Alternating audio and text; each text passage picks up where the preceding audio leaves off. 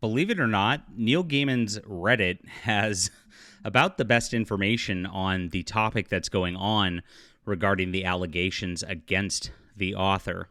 And so we found some more details today, which look really crazy. And I guess this is based on the Tortoise podcast and what people found. And so we're going to talk about exactly what everybody knows, as the author's been completely silent, and we have not seen much from the mainstream media trying to uncover anything about this because he's such a revered icon among them. He is one of the proto-woke acolytes out there, or masters. I guess he'd be the Sith master at this point, that they upheld as near godhood. They really revere him beyond anything, even though he's always been a weird SJW creep.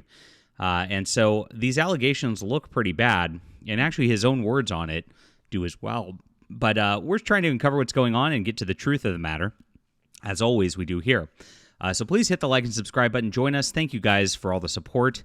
And also sign up for my news website, Fandom Pulse. This is on Substack, and we report on the topics that a lot of the mainstream media doesn't. So if you want to get up-to-date pop culture news on lots of topics, video games, comics, books, and more, please sign up for the Substack. I appreciate everybody who's done so. We're close to 1,000 subscribers there now. It's all because of wonderful people like you. All right. So I've covered the Neil Gaiman situation, and we know that there was a podcast that was released where there were two women who accused him of sexual assault. One of them while he was 62 years old and she was 21, and allegedly the nanny of the children. Now, there's some information on here is claiming she wasn't actually the nanny, but though she was paid to watch the kid in this instance, that was happening. So it's still a weird situation. I'll get into the details of it. But the details actually make things weirder. It makes things creepier involving the author. And so this dubious people pleaser gives a good recap of the full events on the Tortoise app where they talked about this situation originally, and also gets into what we know otherwise. So we're going to cover this right now. So Scarlett is the alleged babysitter / nanny who was a part of this. There was one other woman who was from 20 years ago, a fan who met him when she was 18 years old. He was 42, who he brought up to his hotel room. And in both instances, he alleges it was just consensual stuff going on. The way he phrases things is very weird and creepy, which we'll also talk about, and we have talked about. But let's just talk about the facts we know right now. So Scarlett randomly meets Amanda Palmer. This is the newer one, who's the nanny-ish type, 21 to his 62. They become friends and do favors for each other. Scarlett has been in her home and is used to Amanda being naked. That's weird. So weird throuple relationship maybe going on. I don't know. She had never met Gaiman during this time because I guess he's not there, which is weird too. After a year, Amanda calls Scarlett, asks her to babysit her and Gaiman's son. It goes well the same day. An agreement is made where Scarlett will be a kind of live-in babysitter, so like a nanny, while doing light housework, helping both parents. No written contract is made. Scarlett goes to the island because he lives out on an island in Gaiman's house. The son is at a play date. After some hours, Neil Gaiman, when the son's not there, she's waiting, asks if she wants a bath, which is the weirdest thing I couldn't imagine this. If I asked my lady, would you like a bath? She'd be like, what the F is wrong with you?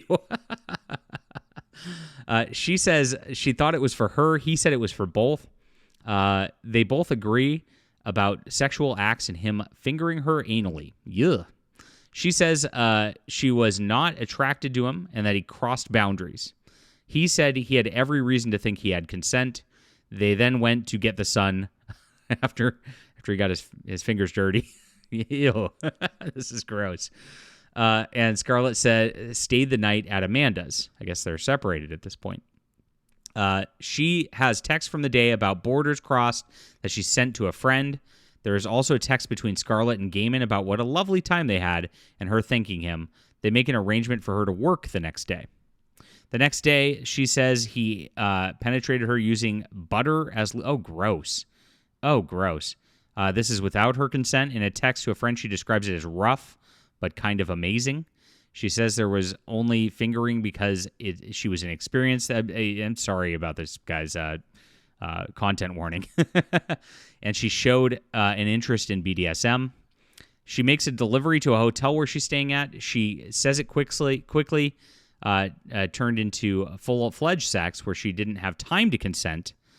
She says, he put his hand around my mouth. She says very little except there was cuddling under the covers, ended with her staying. It's also mentioned that she didn't have any money to leave. She says he peed on his hand and made her clean it, made her vomit. Oh, God. This is disgusting. This is really gross. And then the relationship lasted 3 weeks. She describes passing out from pain, him laughing, some blood, her asking him to stop, but him continuing to punish her using a belt. This is really bad if it's true. Gaiman leaves the country then. She feels lost. She tells Amanda, and she says Amanda mentioned, this is Amanda Palmer, his wife, there were 13 other women with the same story. So this is interesting. And this is exactly how she phrased it, by the way, because at least according to Scarlett's testimony. And so we don't know what the same story means in this instance. Does it mean there were 14 other women who didn't get consent and that this gets a lot bigger? Or is it 14 other women who he just was brutal with? Very weird stuff regardless. Scarlett goes to her friend Mizma and her boyfriend Chris. Chris lectures her about coercion at university.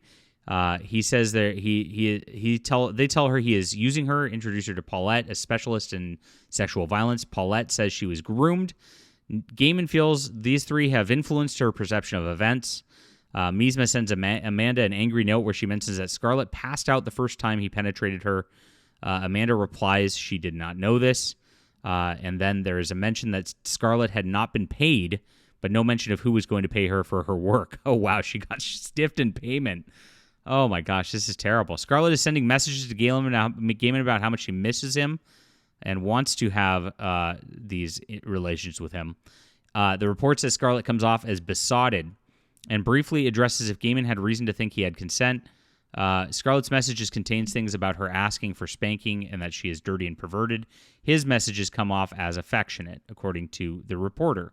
So, very weird situation. Obviously, she's very damaged herself. Otherwise, she wouldn't be in this situation. 2 weeks after the Mizma's note, she casually sends Gaiman a message. He has learned of her allegations to Amanda and tells her he contemplated Minecrafting himself and is worried. So this is interesting right here. And, the minute he gets this is a weird situation. And this makes it look really bad. Like, why if he did nothing wrong and he thought he did nothing wrong, would he be like, oh, I'm gonna go Minecraft? That's a big red flag right there because it's a manipulative behavior and it's attempting to coerce her clearly at this point. She dismisses any Me Too claims, says she never said she was ARD. In her messages to Gaiman, she says that she told Amanda it began questionably, but eventually was consensual, even though it wasn't at first. This is weird. You could tell there's some weird psychological stuff going on here with both of them. And he regrets not asking her about what she meant. He asks her to talk to his therapist. Okay, so he has a therapist try to manipulate her at that point. 2 days later, he contacts her about the note from Mizma. She responds saying it was consensual, and how many times do I have to tell anyone? So after he threatened to off himself, she then says, "Oh no, it's fine." Amanda leaves the country. She feels more lost. She has thoughts of offing herself, and ends up in the hospital. Oh my gosh, these people are just really messed up. Her medical records show no problems with reality, which is what Gaiman is claiming. While in the hospital, Gaiman and her are in contact. He encourages her to stay alive. They should stay alive together. And he promises a message with Fiona Shore. She gets out. He offers to pay for her rent for 6 months while she recovers. This is, again, very weird for just a person to do at that point. And a talk of 175 pounds a week. She reaches out to another former employee to see if she had similar experiences. She also reaches out to Amanda.